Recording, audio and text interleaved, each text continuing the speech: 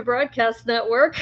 Kia ora, friends, and we're here live on YouTube and on Rumble. And I'm here with my buddy p.t.mcewen. How's it going, PT? Yay! Okay, I will edit this later. But thank you so much. I'm here in Vancouver, Washington, and PT is in Southern California.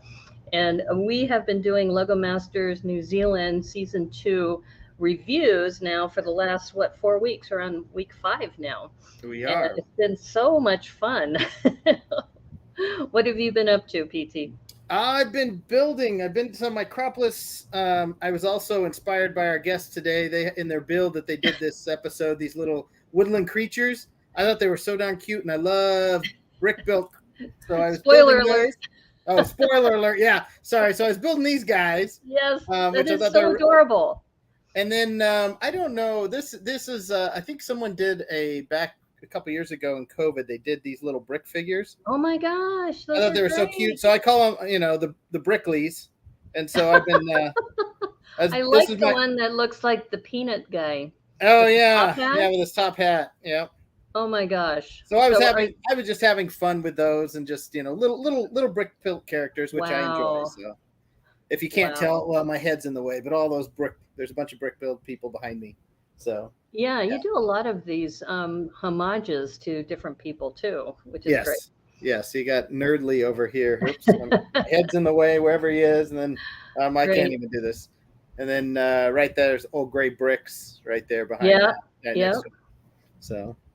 No, it's all good. So, well, some other things too that people may not know about is that PT and I have collaborated on some builds together at shows. We've worked together on some Micropolis builds, and PT has won a couple awards, which has been great for some of your micro builds. And that's how we got to know each other a little bit better. And that's when we decided back in March when we were over May. That's right, because Bricks Cascade was May this year. Yeah. That we decided we were going to team up and do these Lego Masters Season 2 reviews. And every week, it just keeps getting better and better. It's amazing. That is true. Yeah. So we are really excited because we have 2 of the contestants who are here going to be reviewing this show with us. So please help me welcome to the stream Rachel and Jason.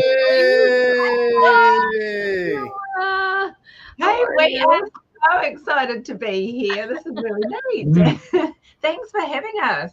Well, we're really tickled that you have the time to be on this show with us, and that I know that this has been a great experience for you. And how much fun has it been just kind of watching the show and the reviews and other people talking about the show? How's that been for you? It's actually been really exciting. It's because obviously the whole filming side of it happened quite some time ago. Mm-hmm. So getting to relive everything has actually been really nice. And there's actually parts that we're like, I don't even remember that happening. I didn't even remember saying that. Absolutely. We had such a fun time in the experience. And now that we're able to talk and share and see people's reactions to what we came up with has been incredible. Definitely. So can you tell us a little bit about how you got on the show? Whose idea was it to apply for the show between the 2 of you? I like that. It was my idea. Well, it was definitely my push, but we actually have to rewind probably how many years ago did we see our first ever Lego Masters? It was a British one or something, wasn't it? British one. It was around about 2012, 2014. Yeah, and I saw it and we were watching and I was like, Jace, if the opportunity ever comes, surely we have to enter this. And well, we were never able to apply for Australia. New Zealand applied and went, that's it, we're in, okay? and we went through the process and thought, look, if we get in, we get in. For us, it was also just a process of gaining some confidence in ourselves as well.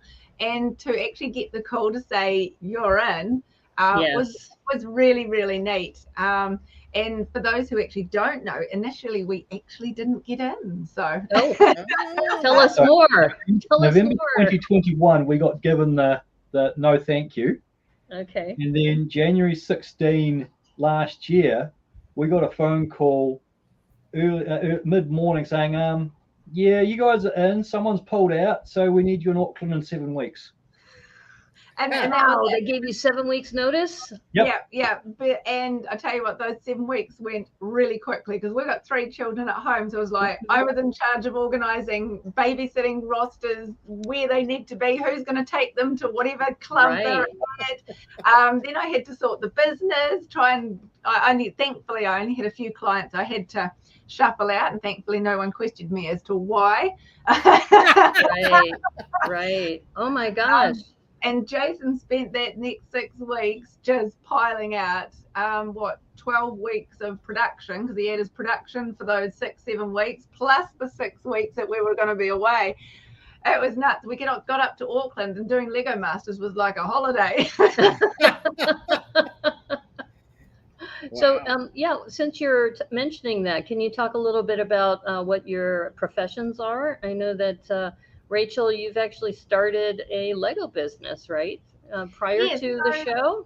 Yeah, so I started a business. Next year we celebrate 10 years in business with House of Bricks, and it's based on using bricks as the tool to facilitate education, team building, and community events, actually. So it's supporting the learning that's already happening in the curriculum in schools. So it's really, it's just supporting those teachers in those areas and allowing a space for students to shine who might not be so academic. And often they sit back in the classrooms and feel overwhelmed because they struggle with connecting with pen and paper.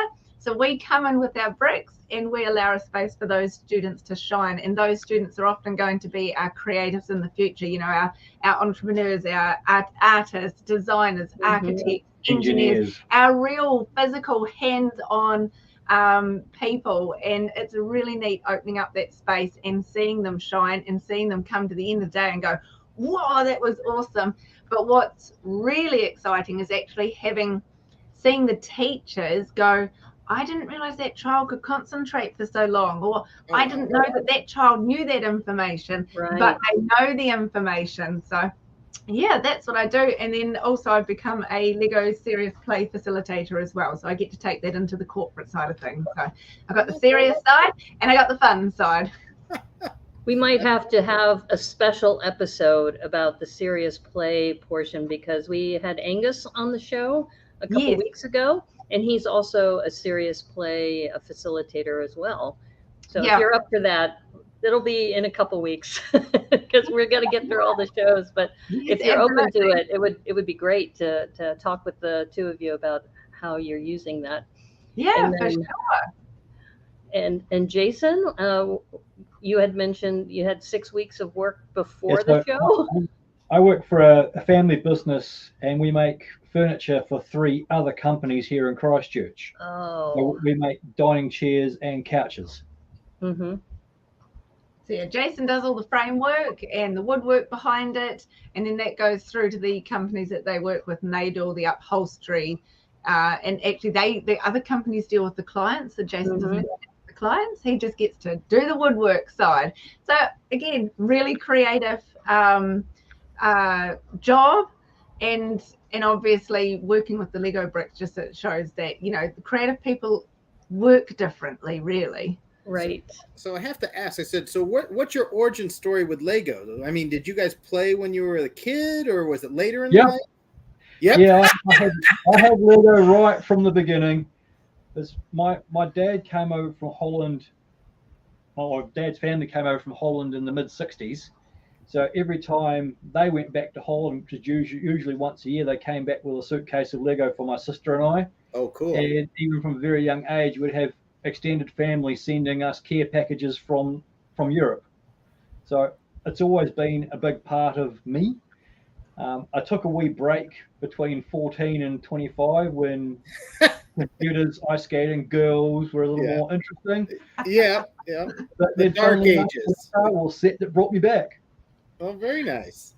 Yeah. Wow. Well, you call it the dark ages, but we've heard dim ages too, that it's never really gone from you, right? That you've always had it there. Yeah. See, I grew up on a farming background. We didn't have Lego bricks. Instead, I had trees and kittens and animals, calves. I had everything else to play with. Trees. Oh my goodness, the number of tree huts I had when I was growing up.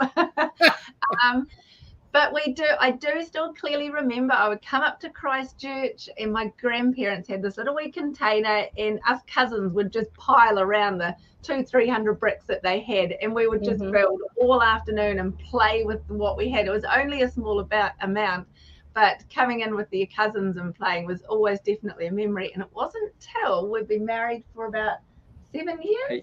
8 years, I finally picked up a brick and started playing. Oh, wow. Yeah. That is cool. And I'm assuming that's your build collection behind you guys. Yes.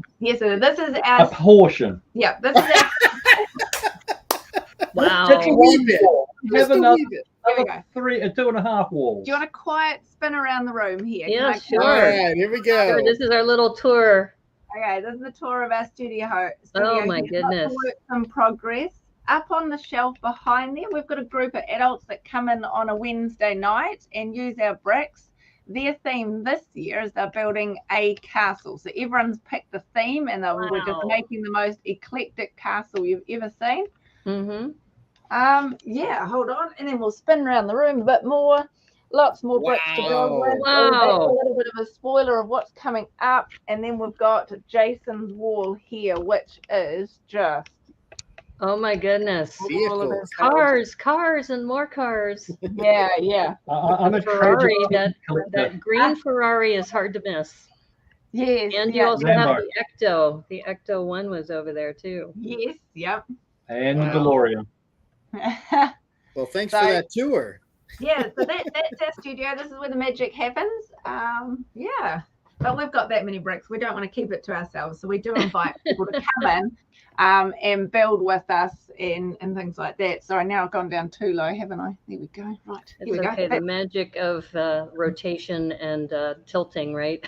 I know, right?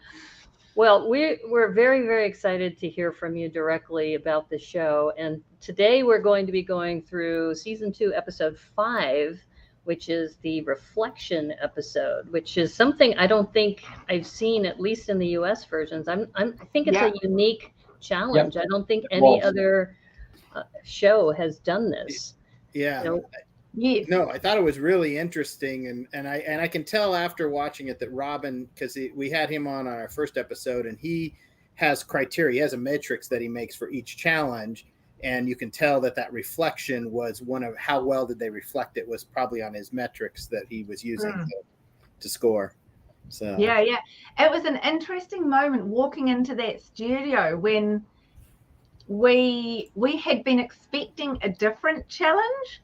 And just by hints that have been dropped, and we walked in and we're all like, we just have no idea what's going on. Like, this was because we haven't seen it anywhere. We're like, oh my word, what is going to happen today? What's the twist? What's the catch? What's the catch?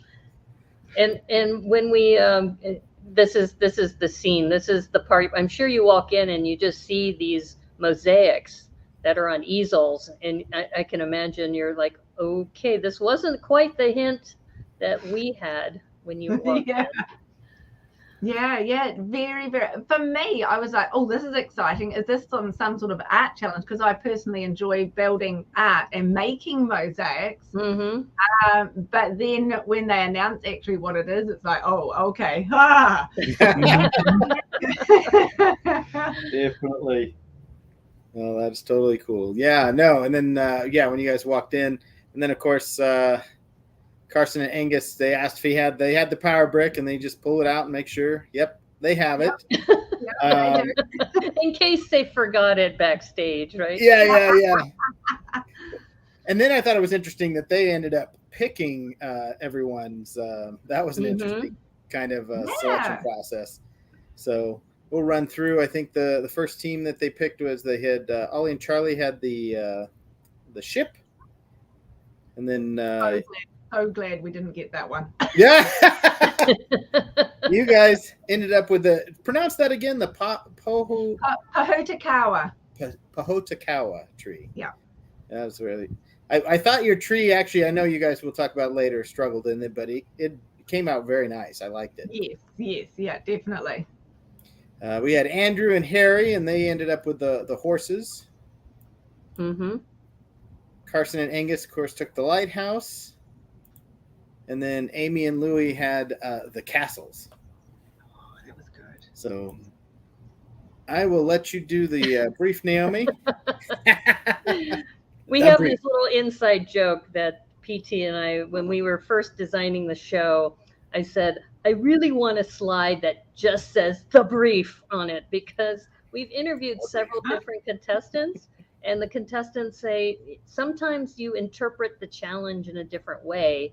And then it would be nice to just have a little card that is a refresher about what the challenge is. So this is the brief slide that this challenge was called Upon Reflection.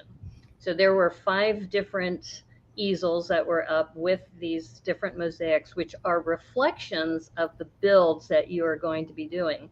And the build has to be an accurate source for the reflection, and it has to be a complete scene. It just isn't the reflection only, but there's some story, some scene that's happening, and it's got to be interesting. And you had 14 hours to build it. And one thing that was interesting about this was that the different interpretations of what the reflection is and the viewpoint of the character. And I think many people had a character that they were like either on the ship or someplace else that they were actually looking at the reflection. So very, very interesting build. We were asked to create a character. Was that the twist that came in later on? Sorry, a little spoiler alert there. Yeah. Sorry. I'm just like really off today. That's okay. That's okay. Oh, people, you'll have to forget this. If you're tuning in, which, by the way, ahoy, hoy, Brick Jedi. Thanks for tuning in. It's good to see you. How you doing, Brick Jedi? People who want to see the show, because we've often gotten this question, is that you can see it from tvnz.co.nz/Lego-Masters-NZ. So if you want to go see the show, that's the official place where you can go see it. And Spot the Magic Ninja's here too. Hey, Spot. Good to see you. Yeah, so the initial brief is taking those different mosaics and creating the build to make that reflection. Yeah. So the first team that Andrew and Harry, and they decided they had the horses, so they ended up doing this Trojan horse theme. And used the reflection in the water. And of course, there's a couple builds in progress as they started going, working on that. It was interesting because I was like, I don't know. I don't know if that's going to work. But, I think it turned out well for them.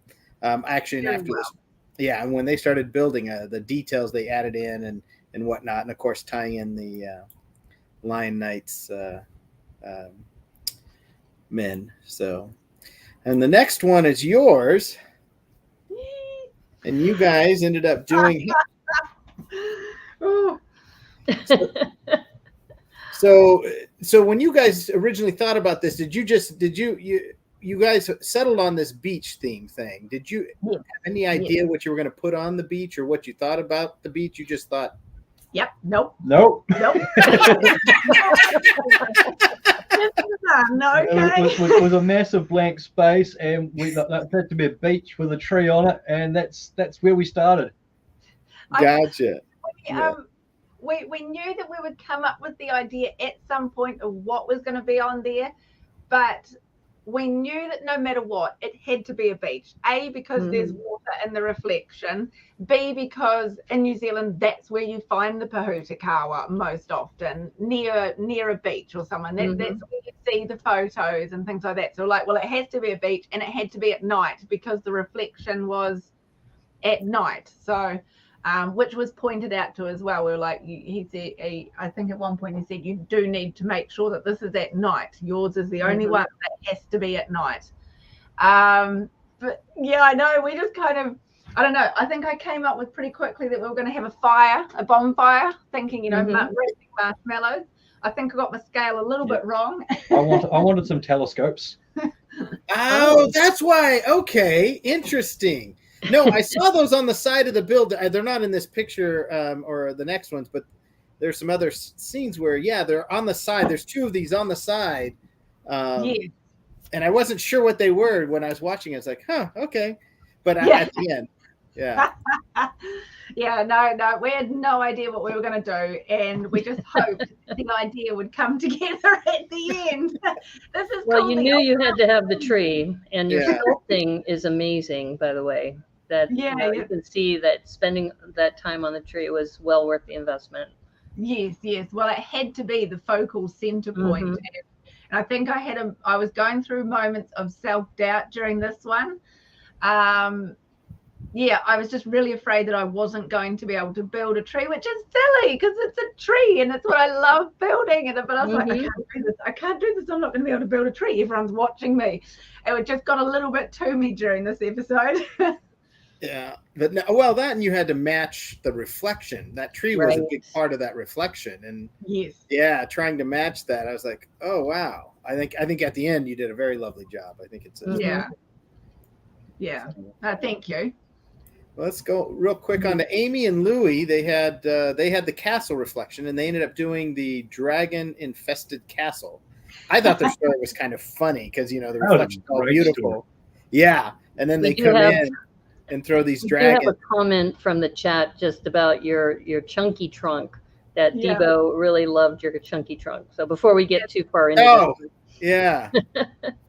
Thanks for that, Debo. It was the purpose actually behind the chunky trunk was actually all about making it secure so it would not fall over on us as well. I built a massive Technic substructure underneath that built into the base of our base plate, and so as you can see, probably if you go back one further, there's quite a bit of interlacing with Technic bricks into the base structure and then going vertical up the tree. So the chunky trunk was hiding all of our strength elements. Yeah, we didn't want that one falling over. Well, you needed that strength because once it started branching out, then you were going to be adding all that weight to it as well. Yeah. No, I thought that was really cool. So then, Amy and Louie, this is kind of them. Louie here working on his castle, building it up, and that roof structure. Wow, you guys get really messy. I was noticing some of these tables and just how brick is everywhere. Whoops, sorry. I cannot get messy. Yeah. The next team was Ollie and Charlie, and they did Kraken Attackin'. They had the ship reflection. I just love the name Kraken Attackin'. And for those of you who know that I used to live in Seattle, and the name of our hockey team is the Kraken. So we had lots of Kraken imagery everywhere in the city. So when they decided to do this Kraken build, I was like, yes, we got a Kraken in the house. Nice. Yeah, so Rachel, you said you didn't want the ship. Why was that? I've never built a ship in my life, and I don't know if I ever want to. I just don't think I wanted to try and attempt building something like a ship on a show. But also looking at the detail at the front of the ship, I looked at that picture and went, no, please, no, please, no, please, no, please, no, please, no.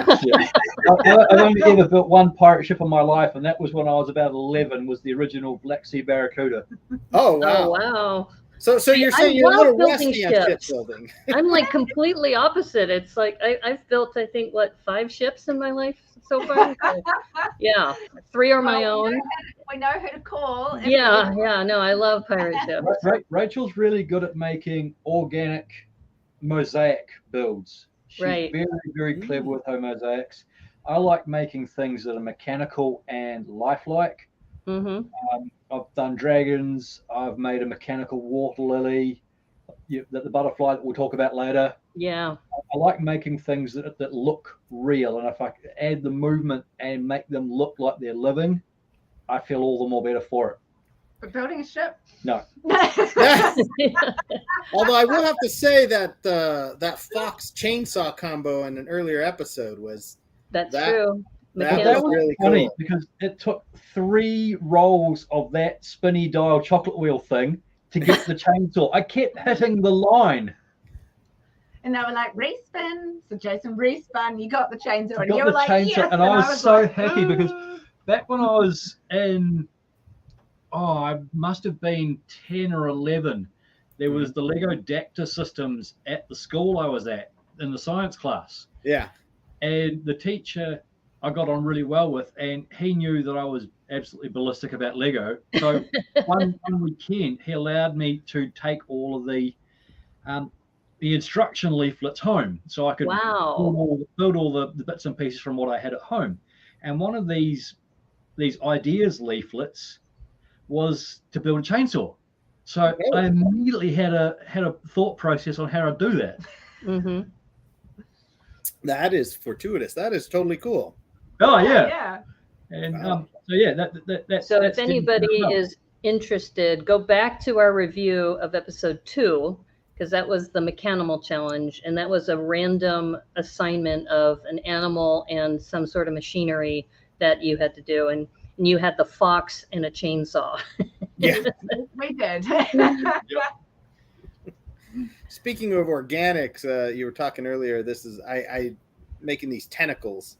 I was like looking at that, and I was like, "Wow!" When she was putting it together. Of course, she held it up to the camera, which was nice. No, so they are such clever builders, Ollie and Charlie, just outstanding. Definitely. Yeah. I did like a lot just watching them build. Yeah. Well, they're coming on our show in August too. They're going to be a guest. Mm-hmm.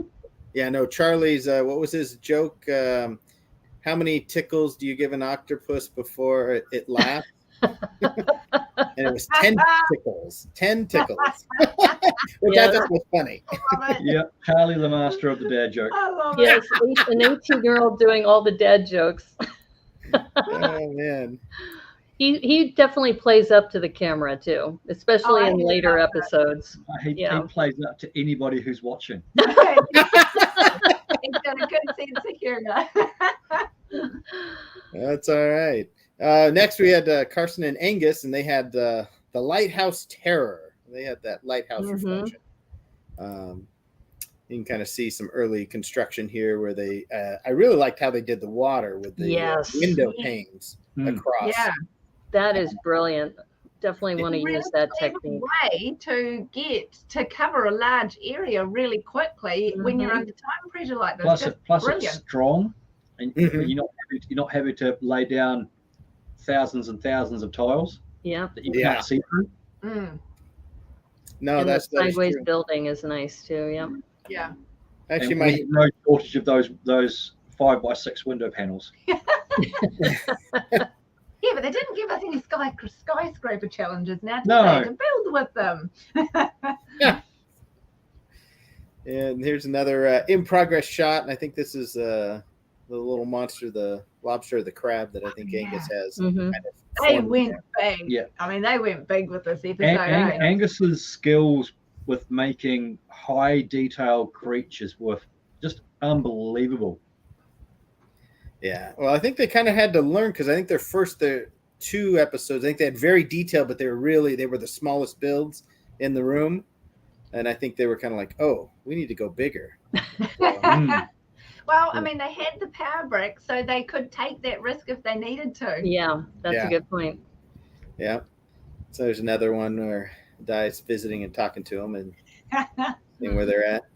Last week we had one of the contestants from Lego Masters Season 3 US, and he was looking at Karsten's hat.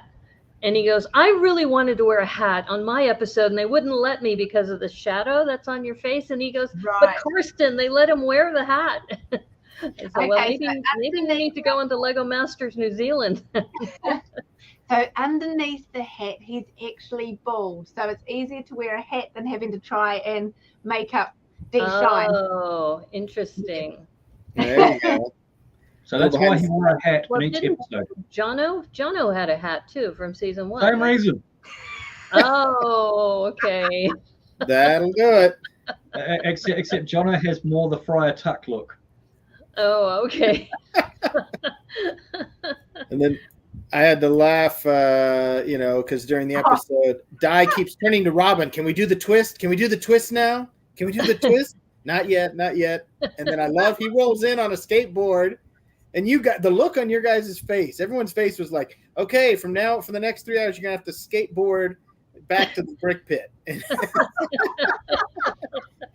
No, then he we couldn't see that floating. Yeah. But no, the real twist was, yes, you had to have a character who was, from their point of view, seeing the reflection, and so we saw everyone. Sorry, I had the spoiler earlier. Yeah, you did. That's all right. And then everyone completed their builds, and we'll do the reveal. But right before that, Carson and Angus decided, after looking around, that they said, we're going to play the power brick, and so they gave it up. Yeah. I thought it was nice. It went into that little black box, little Lego brick box. Like that was a nice touch. Yes, yeah. All still shining from underneath. Oh. Now, I did have a question for you too. We were talking about this on a previous episode. It was episode 3, right before the poor Henny and Peter's build collapsed on them. But right before that, the editing had Karsten and Angus talking to each other about whether to play the brick. And Angus says, "Oh, we don't have to play it." And Karsten says, "Why?" And he goes, "Who?" And he looks over to Henny and Peter. And I don't know, the editing was, it to me, it was a little, it almost made Angus almost like a villain in a way. Yeah. Okay, so that was not the way it played out in the studio. That's what I wanted to ask you, because I think they had a wee powwow behind every build while they were reviewing their decision on the power brick. Because the power brick rule was they had to play it after the builds were complete, but before the judging commenced. Yeah. So, but actually re-watching it, we were looking, going, oh my goodness, was he actually pointing towards ours? But they chose to send it towards Henny and Peter's. We're like, oh my goodness. Well, see, that's the thing. You've got to be careful when you're watching these shows, because it's the editing and how they decide to put that together. And I was even thinking, and thank you for confirming that, is that I don't think they actually make the decision until right after all the builds are done. Yeah. So wouldn't he have made that decision after the collapse had already taken place? No, it was before the collapse. It was? Okay. Before the collapse. But they edited, I think they edited it to make him look like he was picking on them, which feels really bad, because it could have been any builds. Yeah. Because of where they were, it actually could have been any 3 builds within that firing line that they could have been pointing over there towards. And I think it's a bit rough to do that, because Angus is a cool guy. We love him. He's been so generous and nice with his time. So I was a little upset when I saw that. I was like, no, you can't do that. Don't do that to him. We actually looked at that editing and went, wow, that's actually really rough. Like that's actually quite Didn't mean. deserve that. Yeah. Exactly. Thank you for confirming that, because that's why several people, like in the chat, and PT and I have talked about whether we would want to go on to Lego Masters US, and I'm always worried about the editing, because you never know what clip they're going to take, and if you're having a bad day and you say something, maybe you wouldn't think about that all these cameras are around you. Yeah, we've heard a couple strategies. One is swear all the time, because then they can't use that footage. And another tactic is this came from Tacos, from Christine from season 3. She said she would just keep drinking water all the time. Whenever she would pace the room and drink water, and they couldn't use that footage. So if you ever want to avoid the cameras, those are 2 things that you can do. I don't know if you have any other we're going to test something, because then they swarm you. No, don't say that. Well, we have heard that, and I think Robin mentioned this too, that if you were swearing too much, then the producers would come around and say, look, we can't use any footage of you. So you got to kind of lighten it up a little bit. Yes. And the same thing happened in season 3 of US is the firefighters. They won the first round, and they were swearing up and down the whole time, so they couldn't announce who took second place because they had been talking so much and swearing so much. And yeah, that was interesting just seeing that. But thank you for confirming that, because I was really concerned about how they edited Angus in that particular episode. Yes, yeah. We tried to keep a lot of our talk to when we were back at home, which was sometimes quite hard because you've got to keep that information all day. But we also went on the fact that if we'd forgotten it by 5, 6, 7 o'clock whenever we got home, then it obviously wasn't important enough to say. So we tried to keep a lot of our personal thoughts to when we were off mic, but you couldn't even talk at lunchtime because we were still mic'd up at lunchtime and they were listening to us. Absolutely. So that's tip number 3. Don't talk we about told they were not listening, but they were. Yeah, because a couple of times come back from lunch and we were like, how did they know that we were talking about that? And then they're like, no, we don't listen to you. We're like, you guys listen to us. Wow. Totally listening all the time. Wow. But yeah, but I would recommend, like if having done the experience of Lego Masters, I would actually recommend doing it and go there, be who you are, but most importantly, pick the right person to go with. Absolutely. Don't go with someone who you think is going to help you win. Go with the person that you can have fun with and be yourself with. If you do that, you're actually going to have fun, and I don't think you have to worry about the editing afterwards. No. That's really good advice. We were told early on in the piece that the way the show was going to be made was going to be very similar to the way they made the Australian show. So that put us at a lot of ease, because the Australian show is very family friendly, very light-hearted, and there's never generally a drama in it. Yeah. It's about the builds and the bricks, not the personalities behind them. Yeah. That's the same comment we have when we talk. We said we love when watching the Australian season, because you can. It's all about the builds. It's you get to see them and whatnot. Not the drama. Well, I have a confession. I haven't seen any. I'm sorry. I didn't mean to talk over you. I haven't seen any of the Australian ones at all. Really? I didn't want it to cloud my mind about the reviews of Lego Masters New Zealand, because it's like a natural comparison, right? That they did that in Australia, and I know that there's like an animosity sometimes between Australia and New Zealand. So my loyalty was to New Zealand. That's why I didn't watch any of the Australia shows yet. I highly recommend watching Australia. Their builds are next level. And then you see what they did on Grandmasters. The Grandmasters wipes the floor with everything you've seen before. Wow. Okay. So the Grandmasters has they brought back contestants from all 4 seasons. Wow. And pit them against each other.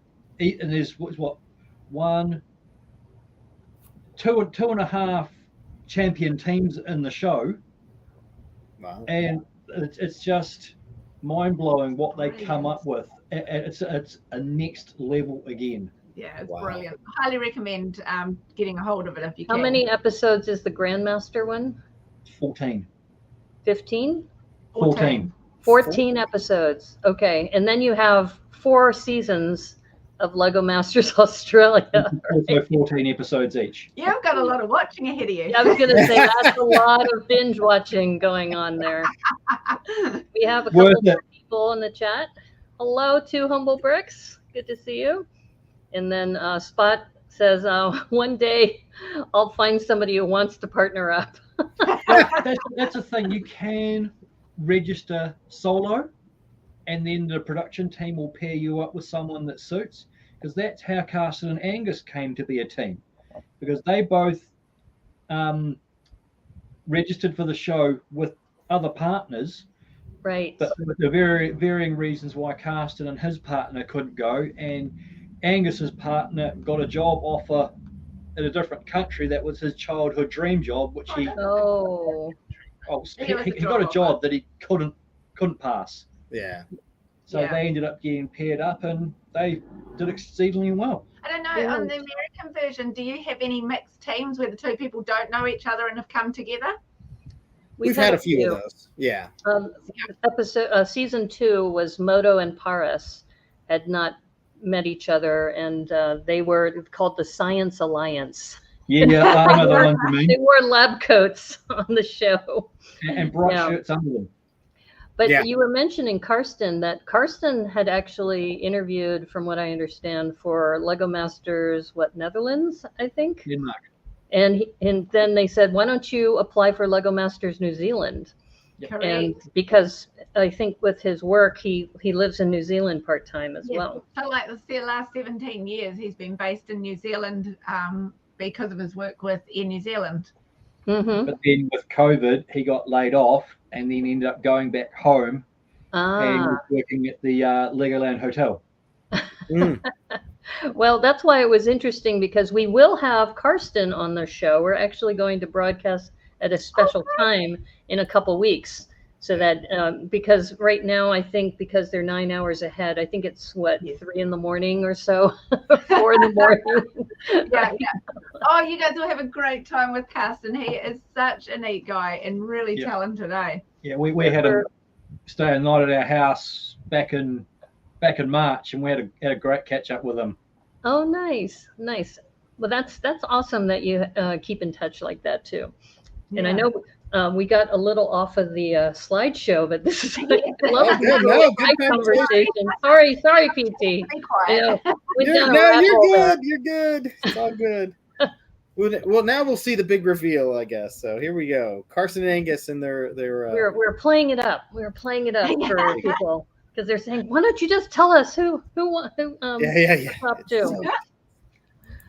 So this is the top of their lighthouse, and of course their story is that the I don't know, is it a lobster attacking the lighthouse, and you can kind of see the side of the house there falling apart, and or the crayfish, I should say. Crayfish. Because we were talking about Kaikoura. That Kaikoura is known for crayfish. Yeah, they are a type of lobster, but they don't have claws. Okay. So so you see him climbing up, and then of course they had this underwater detail that they got a shot of that. Although it was interesting because you don't see, and this is hard. I'll go back to this one slide. You can't see, so the reflection is disconnected, and then when the twist came, they added the wife is in a little box floating away, and she's kind of at the end seeing the reflection on that side. Yeah, I think Angus said it was a little bit of a dismal kind of point of view. It's like the wife's floating away from her husband just to view the lighthouse. Titanic-ish here.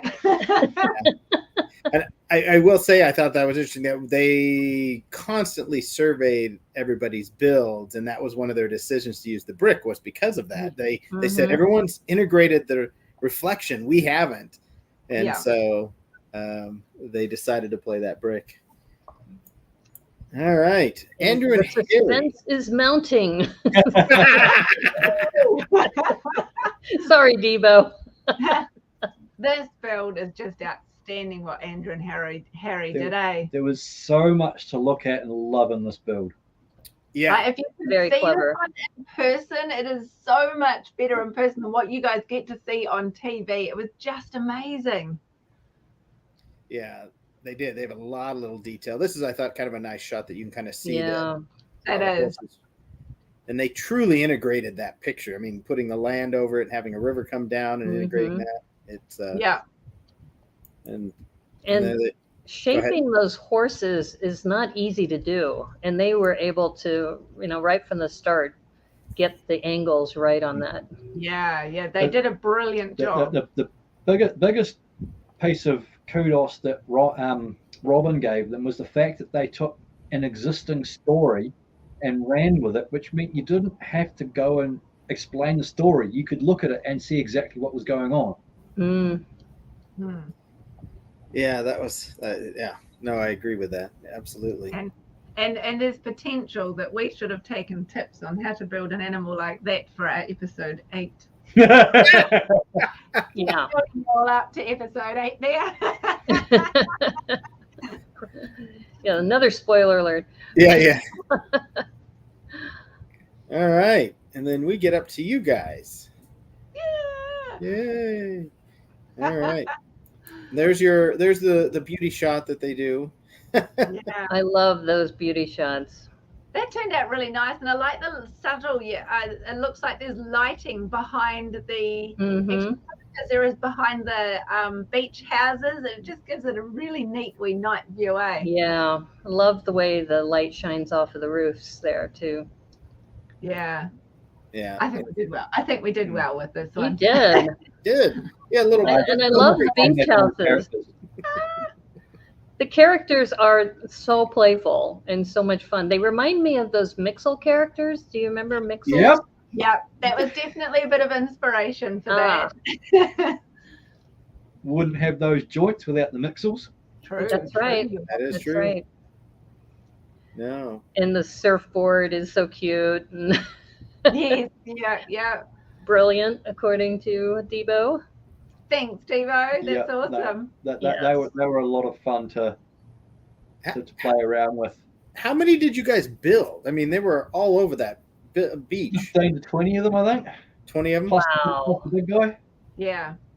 There's the beautiful tree right there. Yes, I love that tree. It turned out well. Now, little inside info. So each of those 1x1 dots in the brick pit, there were all of about 500 total. A whole lot of them were in previous builds, and so I roughly estimated I probably needed about 200-300, and they said whatever is in the brick pit is all that you have got, and I had to search through every container trying to find the 1x1. We had the black and the white ones with the hole in it in one box, and every other color was just in one box. Oh, wow. I wasted about half an hour. Well, not really, because it was needed, just sitting in that brick sorting out 200 1x1 dots. Oh, my word. Oh, my gosh. That reminds me of Greg and Brendan from season 3 of US, that they had to build an army of within, what was it, the Marvel movie, why am I drawing a blank? Well, anyway, they said, what are we going to do for minifigs? And they brought them like 6 minifigs. And he goes, I got to build an army. Like, this isn't going to work. So they just brick built characters so that from a distance, it looked like a massive army that were going against Thor. And I was just like, wow. So it sounds like you had all those details you had to do for the dots too. Yes, yeah, definitely. It was worth it though. That half you, an hour Debo. Was worth it. Thor Ragnarok. Everybody's like helping me out. This is why I have to stream with the chat, because when I have a brain fart, they can say, "Oh, I know what that is. I know what you're talking about." And there's your campfire that was originally built out, like, I think right when the beach was being built. I think that was like the second thing you guys built out there. Yeah, and we just had the fire burning the whole time. It was like in order to have the flickering of the campfire, we had to have the lights underneath it, so that was part of the substructure of the build. Yeah, gotcha. Because we were also, with this build, we're told it was 360, so we needed to make sure that the whole thing was tidy all around, so we couldn't just have a battery box sitting at the back. Oh wow, well, that's an interesting detail. Yeah, that didn't come across. Yes, we definitely made the conscious choice to make sure that it was tidy and clean and finished 360. Right. To the point where we even had a little black border right around the periphery of the whole scene. Oh wow! Including the reflection panel that they gave us. Yeah, just to keep it neat and tidy. Yeah. Wow. So that's a detail that they didn't mention in the brief. Yeah, they didn't mention that at all. Mm-hmm. And Spot really likes the eyes We had a whole drawer of just those big 2x2 eyes, and we made great use of them. Yes. Well, we did trial a couple of different eyes, and in the end we decided no, the big is just going to give a bit real poppy aspect. Cartoony. Yeah, cartoony. Yes, the cartoon characters. You would miss a little eye. But they're just so playful and happy too. You know, when you look at your build, it's just so much fun. So what really got me, you know, I love the story that you guys had for your build, but right at the end where you finished with it saying, and here are the two that are marking the time of the moon, so they make sure that they all go back into the tree before the moon sets. And I thought that was really, really, I just like, that is totally awesome. It brought this for me. Very magical little, you know, thing to it. I was like, oh, wow. Yeah, so in hindsight, we should have put a portal on the front of the tree. Oh, yeah. Oh, for them to go back into the tree. We were told it's not obvious where they've come from. Because initially I had them coming out of the reflection, so when the moon is shining, that they would come out of the moon shining reflection.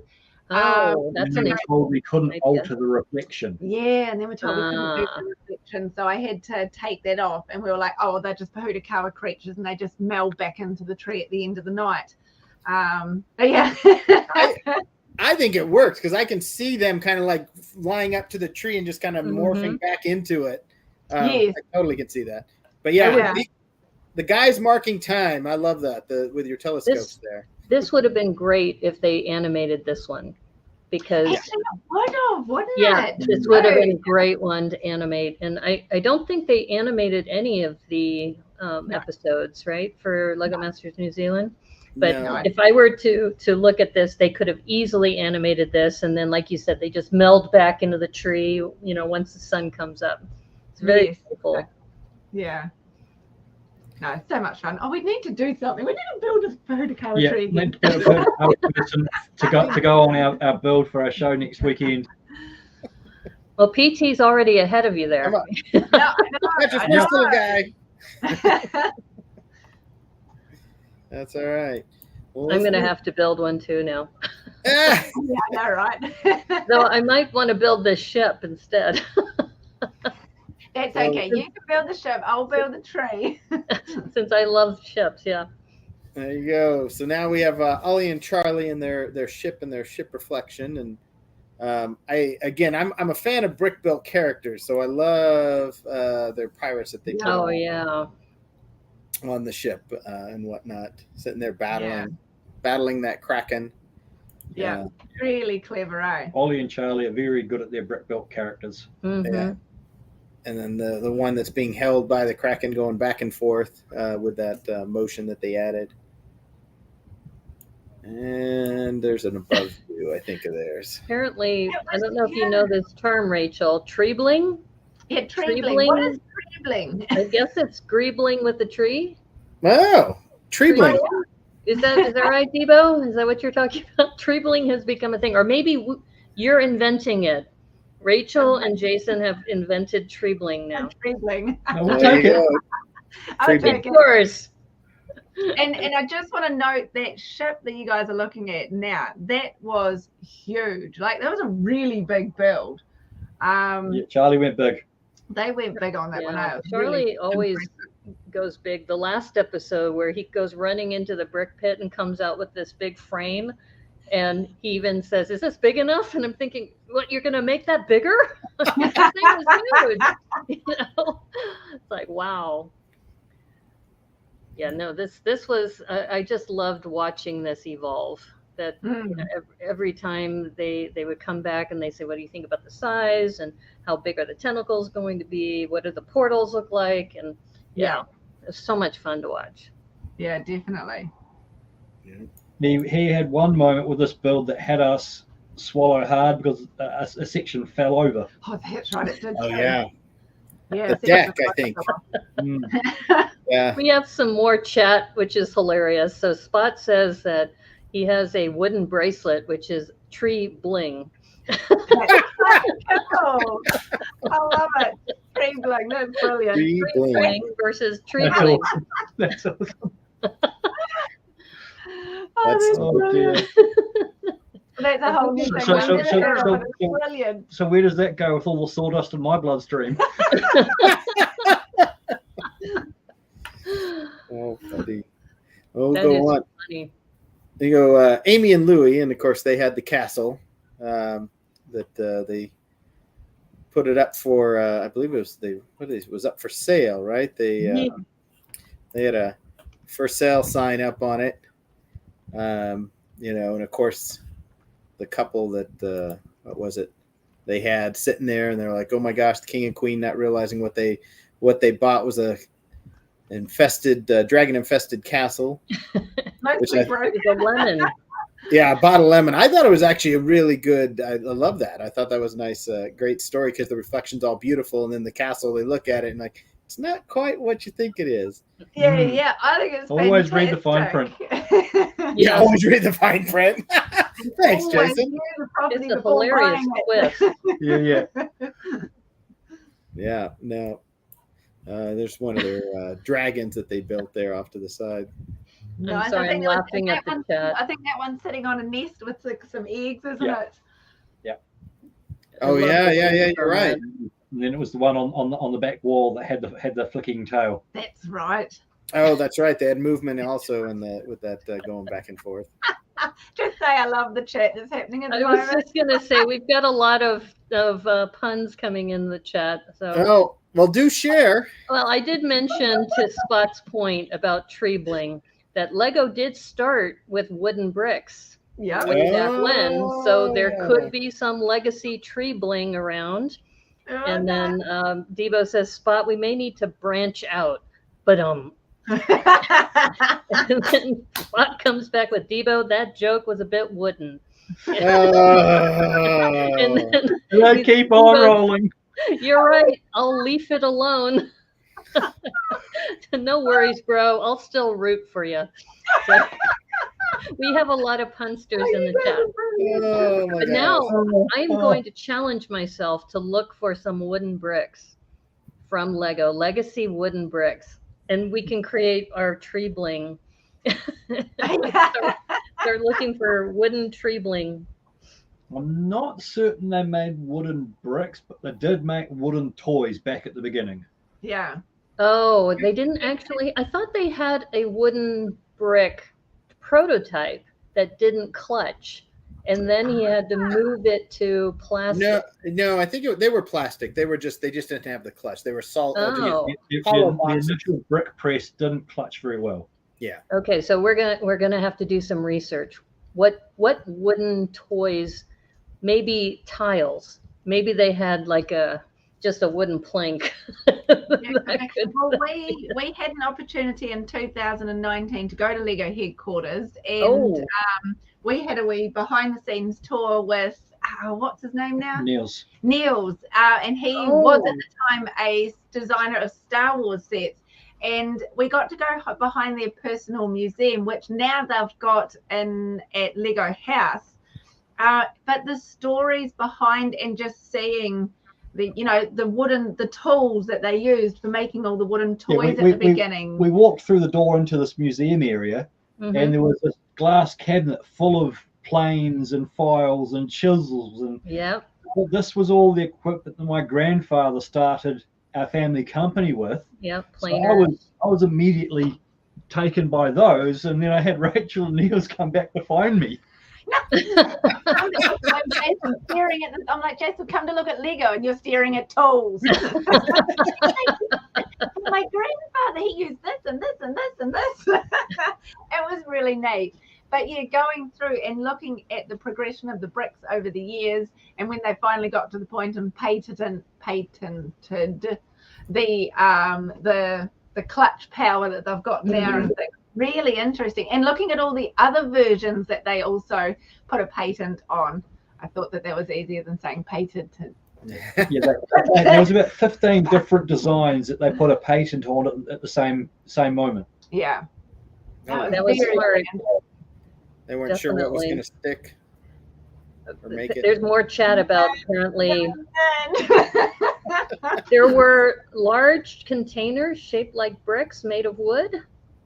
Very fancy looking.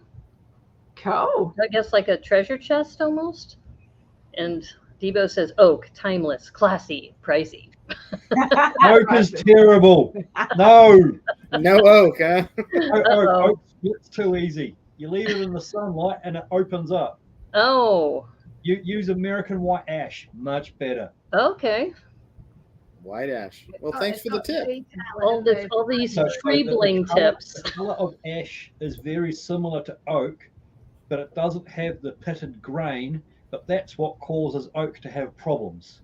Ash is far more stable to work with. Trust me. Okay. Well, if you are going to take this tree bling kind of concept, I think since you do woodworking, you can come up with, tree bling Lego products or Lego shaped products. Oh my gosh. Jewelry at Christmas then. So did we reveal the winner? Dining table. I know, I did. All right. Back to the Lego. Back to the Lego discussion.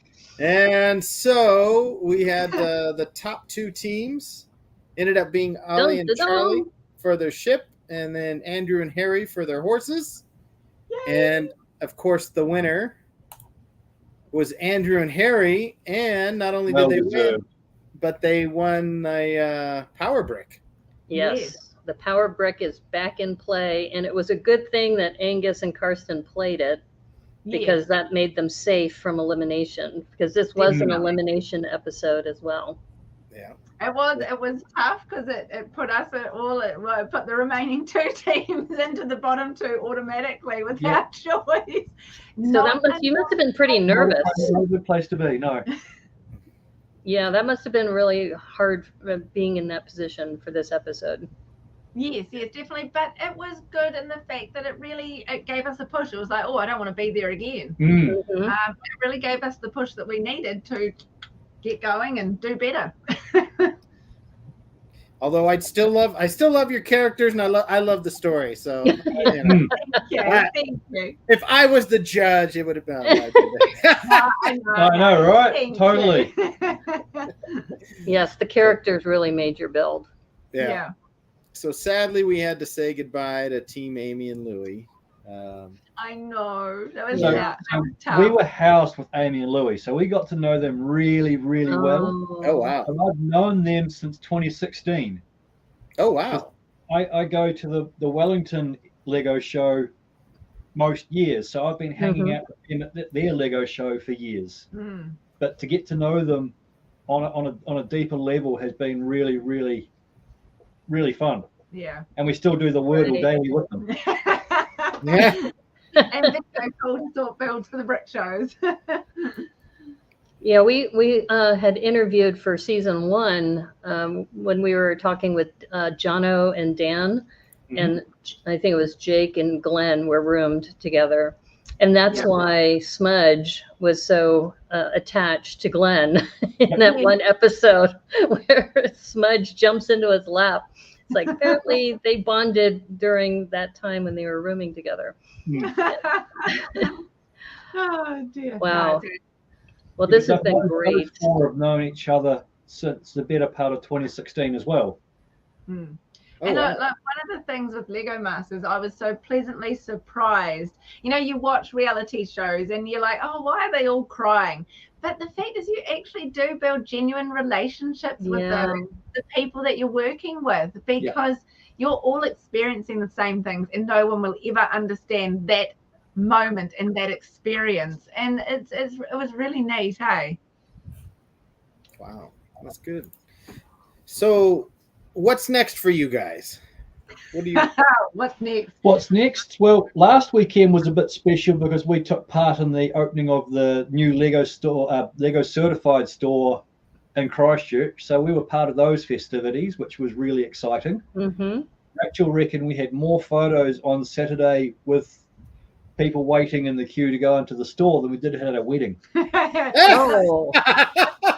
They're watching and things like that. Just watch out with your feet. You don't get the camera stand. But otherwise, this weekend, next weekend, this time in a week, we will be displaying at the Christchurch Brick Show with how many? I think they've got like 200 and nearly 300 exhibitors this year. Oh, it's going to be nice exhibitor group in the 10 years we'll be doing the show.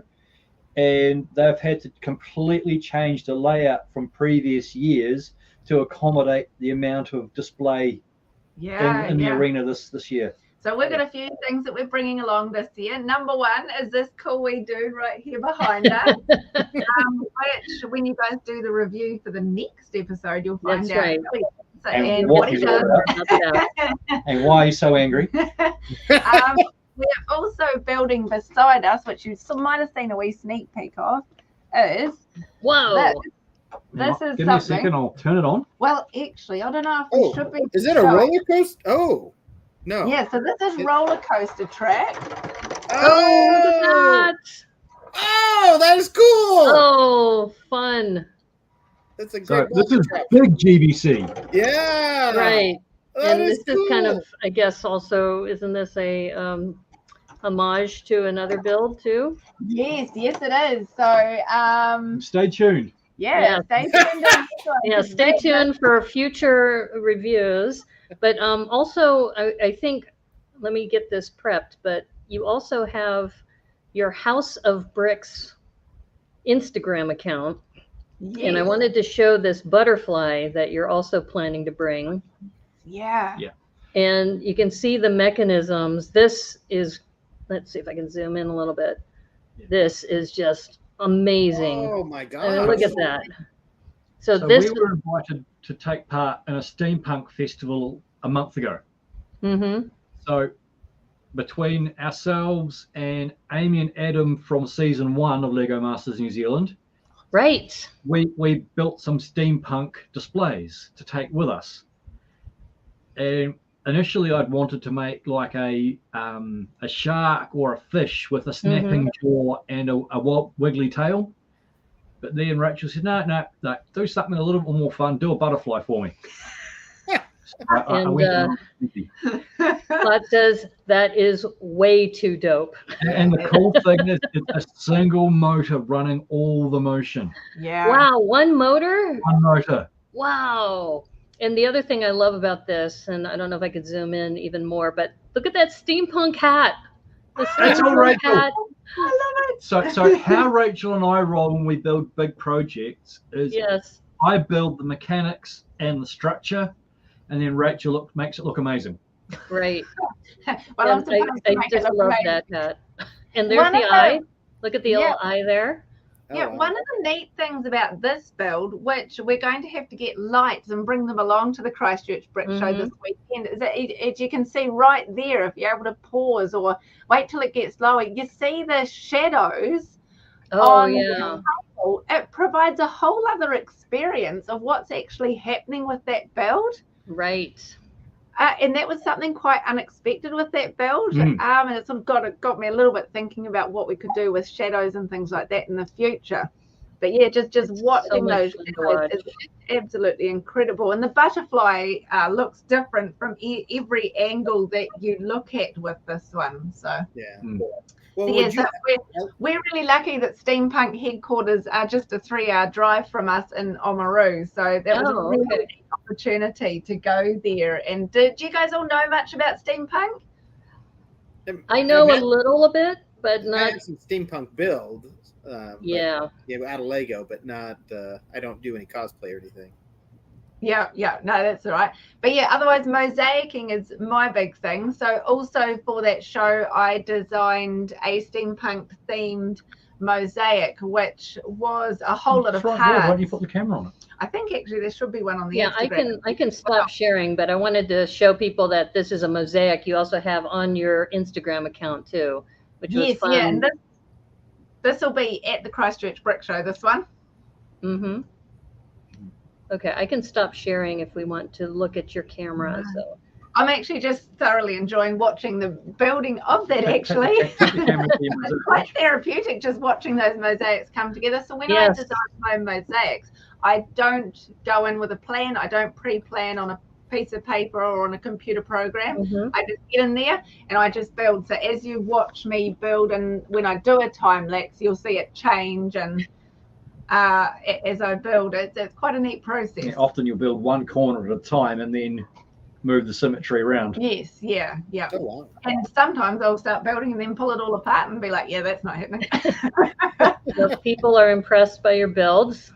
Brick Jedi says it's rad, and I love steampunk. Spot the Magic Ninja. Thank you. Brilliant. In Oamaru, which is 3 hours south of Christchurch, there is a massive steampunk museum. And once a year, they do a big weekend-long festival, and it's kind of funny looking at older adults in cosplay. And they've got they go all out. I was just blown away with the depth that people go to with their costumes. It's not just a little bit of steampunk. I was totally underdressed. Victorian and so you got a new follower. I have to see the rest of that video. You're talking about the mosaic video? Yeah, it's. Yes. I was just enthralled by just the size of the mosaics that you have. You have a massive 3x3, 32x32 base plates. No, 4x4, even bigger. Wow.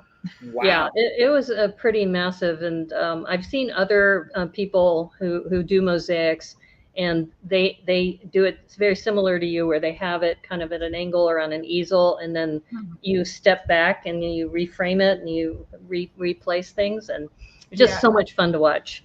And yes, definitely, people, if you're not following them, you definitely need to follow House of Bricks and Zed on Instagram, and you can see all kinds of things there. You were also, weren't you at the Auckland opening as well of the Lego store? Not the Auckland one, just the Christchurch one. Oh, okay. Pandemic.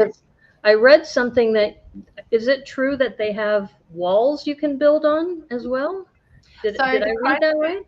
The Christchurch Lego certified store that was just opened last weekend. Yeah, there is a wall and you can just build on it. It has some wording. Welcome to the Riccarton store. Yep, and then you can just add on. They put if you follow AG, is it AG Lego certified stores on Instagram? Yep. They did an update this week on everything that's been added to it over the last week, or the first week of being opening, and it's just packed with names on there. They took down mine. See if I know they took down your name, Joe. Is this the right handle? AG Lego Certified Store? I believe so. Yeah, I don't have my phone beside me, so I can't. Okay. I think it's we can do this instantly now on this platform. Yes, but okay, so coming up, do you have other shows that you're going to be attending? Yes, so we've actually got quite a few lined up for this year. We've got in August, we've got one local as well, just down the road in Darfield. We've got the PTA from a school. For those who don't know what do you guys know what PTA is? Parent Teacher Association. Okay, all right. So they're putting on one. They're doing an inter-school competition. So I'll be judging that alongside with the Mayor of Selwyn here. And we're getting the students and the community to build entries based on building a new landmark for their town. So it's going to be really exciting to see what is presented to that show, along with AFOLs. We'll be putting on, a whole lot of us are putting on displays as per usual at local brick shows. And then also, what else? You got the Wellington brick show. After that, it's the Ashburton show. Oh, and then there's Nelson, Ashburton, like the weekend after. Yep. So then after that, there's mid-August is the bottom of the South Island show. So that's the Southland Brick Show. Oh, yeah. Forgot about that. Wow. Then there will be the Wellington area show, which is New Zealand's only convention show. It's a 3-day event. So the first day is for the AFOLs and guests. And then the Saturday and the Sunday are your regular days. I might have to put that on my calendar some year. I highly recommend it. The Wellington Brick Show, in my opinion, is probably the best show in the country. Okay. I still believe the quality of builds. I still think the Christchurch Brick Show is the biggest in the country for volume of people going through it. With the Christchurch Brick Show, it's one of those entry-level shows. It really just encourages everybody to come in, build their confidence up, be inspired by others, and then go home and build even better. And Wellington, that's where the best of the best go there and display. And, if your display isn't up to standards, you'll be told. And you'll be told, step up next year. You're pretty honest when it comes to that. Wow. Well, so the Wellington Brick Show, what month is that? It's this year it's September, but I think that might be locked in now. But in previous years it has been in June. Oh, okay. I'm going to have to. I'm thinking about future shows, and I was thinking, which ones should I do internationally? Okay, and so Scareback, of course, is always on that list. New Zealand and Australia. Wellington Brick Show would be the one I'd highly recommend. And if you're going to go to Australia, go to Brickvention in January. Oh yeah. Yeah. I've been invited to that for a couple of years. I know Richard Jones. You know Richard? Yeah, I know Richard. In fact, PT knows him as well, and also Sue-Ann Barber, who's also a regular there. And I've not met her, but Watkins Fleur is. I think she modeled a brick-built bridal gown. I think. We haven't met her either, but would love to. Yeah. She was in Chicago for Brick World Chicago, that's right. And I missed that. It's like all these celebrities that someday. And I hope. To go to the ultimate show of ultimate shows. We had an experience when we went to the Scareback Fan Weekend, but I think it's Scareback or something like that. They say it quite differently to us. Which is the last full weekend of September in Denmark. That's on my list. It's highly kind of recommended. That one though is already locked down, and they said that this is the first year that they had to put a cap on it.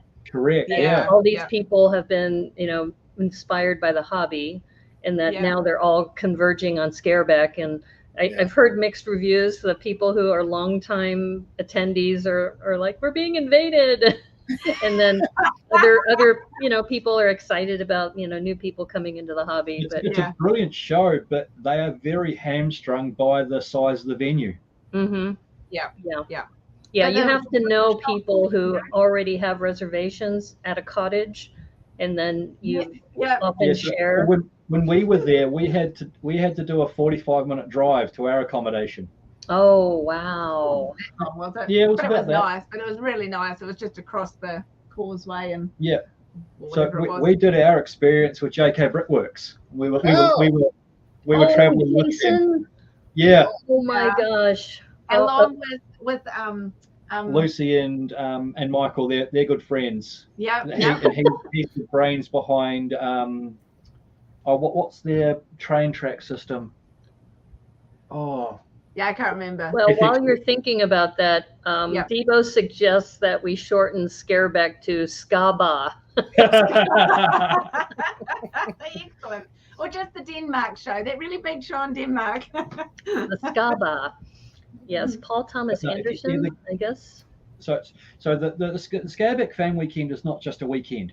So the festivities start on the Thursday morning, where they close out Lego House for just show attendees.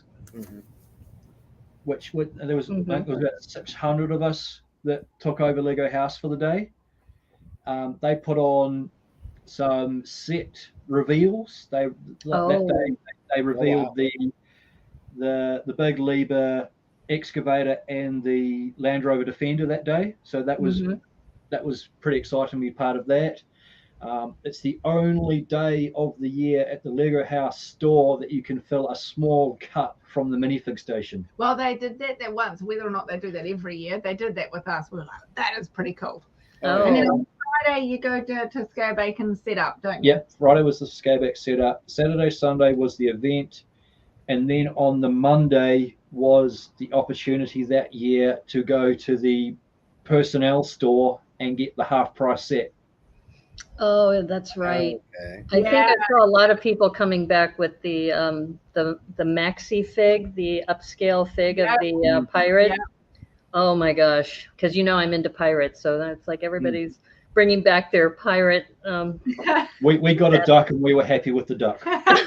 Yeah, the duck was another one that everybody was coming back with. Yeah. So and the dinosaur set. Oh yeah, true. The Lego House dinosaurs. Oh, that's right. The dinosaurs. But so many choices. But you only got to pick one, right, for 50%? Oh, no. No, you could purchase a lot. Oh. Was there a limit on how much you actually physically spend? Yes, I think there was. There was some limit. There was a ceiling limit. people were going away with several Oh yeah. I'm like, there's a lot you can pack into that. A lot. Yeah, well, clearly they didn't have to travel by plane. Wow. Yeah. But yeah, Well, but otherwise, future builds as well. Something else that we're quietly working on in the background is I'm designing a mosaic that's going to contain probably by the time I'm done, about 1.3 million bricks in it, or one by one. Wow. One by one. So, Yeah. And it's going to be all New Zealand themed. So it's going to celebrate New Zealand. It's going to be from photos of key places across New Zealand, celebrating that. And then, yeah, we'll work with the community, obviously, to get that actually put together, because I'm not going to place 1.3 million bricks. 1.3 million bricks? Is this a collab that you're doing, or is it? No, I'm just designing it all myself. But it's the biggest support that I'll need is locating funding to purchase the bricks for it. Because I think when I was sort of working out, it's about $200,000-300,000 worth of bricks. But hopefully we'll find some community support somewhere in there to do that. So watch the space over the next, I would say, next couple of years. We aim to get that actually. Have a Kickstarter account. Yeah. No. I say that tongue in cheek, but there have been other Lego Master contestants who have done that. Okay. Started Kickstarter accounts to help with projects like that.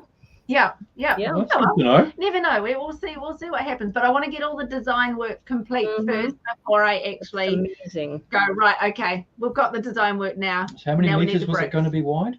About 35 meters wide by just over 2 meters high. Whoa! Jason being good with his woodwork. I get to make the frame. He's You going get to do all the framing, but still, and it'll be made out of ash. No, actually they'll be probably made of custom wood or plywood. Each panel will be about 1 meter wide by 2 meters high. Wow. Yeah. Wow. Right. That's amazing. That's so much fun to think about bringing the whole community together. And Yes. I'm wondering, will this be a traveling exhibit? Well, we'll see how New Zealand wants to use it. But yeah, I'm certainly not going to build it, take a photo of it, and then pack it up. I'm hoping that we'll be able to get local councils on board to put it on display for a couple of months in the different areas. And promote creativity. Exactly, like a museum piece that travels throughout the country. Yeah. Wow. That sounds amazing. I can't wait to see your progress. No, it'd be nothing beats what Brickman does, though. But yeah. Well, you have to start somewhere. Yeah, I do. It's your vision. It's House of Bricks NZ, right? Yes, it is. So, PT, did you have any other closing comments or questions? No, I think I asked the question, "What's next?" and it went on. There's a lot planned. Just 1.3 million bricks. The thought of that just is mind blowing in and of itself. Well, we want to set a world record while we're doing it. So you're going to need like a warehouse just to start processing it and trying to make it modular so then it can travel. There's so many things to think about. My goodness. Yeah. It's not going to be able to be done in our garage. That's Well, thank you again for being on the show. Thank you also to the chat for hanging out with us. Yep. If you want to follow House of Bricks NZ on Instagram. And of course, we also have p.t.mcewen on Instagram as well. If you liked the stream, please like and subscribe to the stream, because YouTube just lowered their threshold from 1,000 to 500 for small YouTubers like me. So I'm at 376. So if we can just a little bit of a push to get to 500, that would be awesome. Really appreciate all of you, because it doesn't cost you anything to subscribe. No, it's not. You're listening to the Brickanista Broadcast Network here on YouTube and on Rumble. And if you're on Rumble, go to rumble.com/user/Brickanista. And you can also send any fan mail to P.O. Box 87232, Vancouver, Washington 98687. Really appreciate everybody in the chat. Debo, Spot the Magic Ninja, Brick Jedi, anybody else who might be listening to on the recording. Really appreciate this. And it's so much fun hearing these new terms like tree bling. Tree So bling. that's something we're going to have to take tree bling somewhere. Yeah, something's going to happen with tree bling. And I really appreciate your time, Jason and Rachel. So much fun to chat with you. All those insights have been awesome. So great. And thank you, everybody, again. And as they say on the Brickanista Broadcast Network, thank you. Oh, that's right. I should have one of those to say goodbye to. Right? Yeah, there you go. See? I need to build one. Thank you, everybody. And may the clutch be with you. Take care. Bye. Bye. Tree bling. Trademark it.